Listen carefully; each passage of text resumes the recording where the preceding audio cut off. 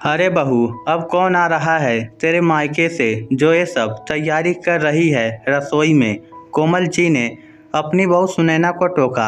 Mummy जी, अभी अभी भाभी का फोन आया था, उनके छोटे भाई की शादी है तो इनविटेशन लेकर उनके मम्मी पापा आ रहे हैं। सुनैना ने कहा, अरे तो कोई तेरे मम्मी पापा थोड़ी ना आ रहे हैं, चाय के साथ बिस्किट रख देना, खाने की तैयारी क्यों कर रही है। कोमल जी तुनकते हुए बोली, पर मम्मी जी, वह लोग गांव से यहाँ सिर्फ मुझे शादी का न्योता देने के लिए आ रहे हैं, यहाँ तो उनकी कोई रिश्तेदारी भी नहीं है, ऐसे में उन्हें खाना खिलाकर भोजन तो बनता है ना। सुनैना ने कहा, हाँ तो रोटी और एक सब्जी रख देना, साथ में अचार रख देना, जरूरी है क्या इतना सब पकवान बनाना।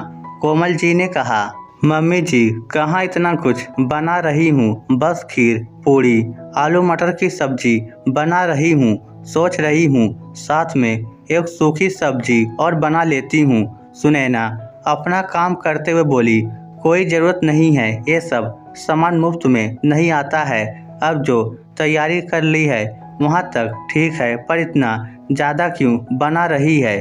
कोमल जी ने खाने के बर्तन देखकर पूछा, अरे मम्मी जी, मैं तो बताना ही भूल गई, खाना तो मैं मामी जी और मामा जी के लिए भी बना रही हूँ। मामी जी से मिले हुए बहुत दिन हो गए तो मैंने उन्हें भी बुला लिया।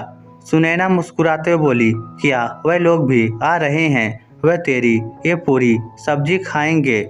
मेरे भाई भाभी शहर में रहने वाले लोग हैं, वह ऐसा खाना नहीं खाते, कम से कम कुछ ढंग के पकवान तो बना लेती। उन लोगों के लिए सूखी सब्जी क्या बनाती है, पनीर की सब्जी बना ले।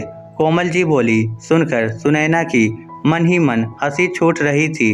कहाँ तो मम्मी जी को थोड़ी देर पहले पूरी सब्जी खीर पकवान लग रहे थे और कहाँ अपने भाई भाभी के आने के नाम पर उसी में कमी लगने लगी। तभी कोमल जी ने कहा, बहू तू फटाफट खाने की तैयारी कर, मैं जरा पास की शॉप पर जाकर पनीर लेकर आती हूँ, तो शाही पनीर बना लेना और साथ में कोई एक मीठा भी ले आती हूँ, अकेली खीर सही नहीं लगेगी। कहकर कोमल जी फटाफट बिना सुनैना के जवाब का इंतजार किए घर से रवाना हो गई। उनके घर से जाते ही सुनैना मुस्कुराते हुए अपने कामों में लग गई। सुनैना और राघव की शादी को 5 महीने हो चुके थे, पर इन 5 महीनों में सुनैना को ये बात अच्छे से समझ में आ चुकी थी कि कोमल जी को अपने मायके वालों से बहुत प्यार था। उन्हें उनका आना जाना अच्छा लगता था, लेकिन सिर्फ अपने मायके वाले बहू के मायके से अगर कोई आ जाए तो उन्हें बिल्कुल पसंद नहीं था। जहां अपने मायके वालों के स्वागत के लिए वह एक से बढ़कर एक पकवान तैयार करवा देती थी, वहीं बहू के मायके वालों को रोटी सब्जी में टरकाने की कोशिश करती थी। सुनैना का ससुराल शहर में था, जबकि मायका गांव में। उसके मायके वाले जब आते थे तो ज़्यादा से ज़्यादा 1-2 घंटे ही रुकते थे, कई बार तो सिर्फ चाय पानी पीकर ही चले जाते थे। जब सुनैना शादी होकर ससुराल आई थी तब उसने देखा था कि कैसे उसकी सास कोमल जी अपने मायके वालों का स्वागत करती थी, किस तरह से उनके खाने पीने का ध्यान रखती थी, उनके लिए खाने में तरह तरह के पकवान बनाकर रख देती थी।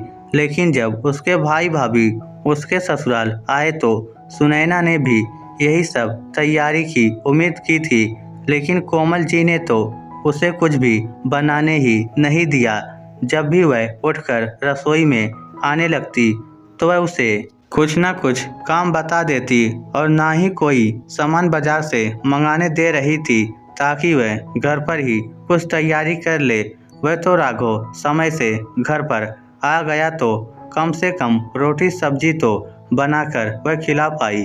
जब उसने राघव से इस बारे में बात की तो राघव ने कहा, देखो सुनैना, मेरी मम्मी का स्वभाव शुरू से ही ऐसा रहा है, उन्हें सिर्फ अपने मायके वाले अच्छे लगते हैं, उन्हीं को खिलाकर वह खुश होती हैं, इसके अलावा किसी को नहीं। यहाँ तक कि अपने ससुराल वालों को भी नहीं।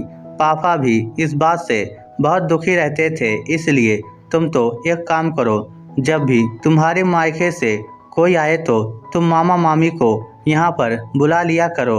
उनके आगे मम्मी कुछ कह भी नहीं पाएंगी और तुम्हारे मायके बालों की आवभगत भी अच्छे से हो जाएगी। लेकिन ऐसा कैसे चलेगा, मेरे मायके वालों का सम्मान भी तो जरूरी है। सुनैना ने कहा, तुम्हारा कहना ठीक है, लेकिन जब तक इससे शांतिपूर्वक काम चल सकता है तो चलाओ, जब नहीं चलेगा तब की तब दूसरा रास्ता देखेंगे। उससे पहले क्या लड़ाई झगड़ा करना, राघव ने कहा। राघव की बात सुनैना को भी जच गई। उसके बाद से जब भी उसके मायके से कोई यहाँ आता तो वह अपने मामा ससुर और मामी सास को बुला लेती थी। उनके सामने सासू माँ भी ज़्यादा कुछ कहती नहीं थी, उल्टा खुशी खुशी आगे से आगे सामान लाकर परोसती थी। यहाँ तक कि वह अगर रसोई में लगी भी होती तो उसके मायके वालों के साथ बैठकर बात करने वाले भी कोई ना कोई हो जाता था। इस स्टोरी को लेकर आपकी क्या राय है, नीचे कमेंट करके हमें ज़रूर बताइएगा। धन्यवाद।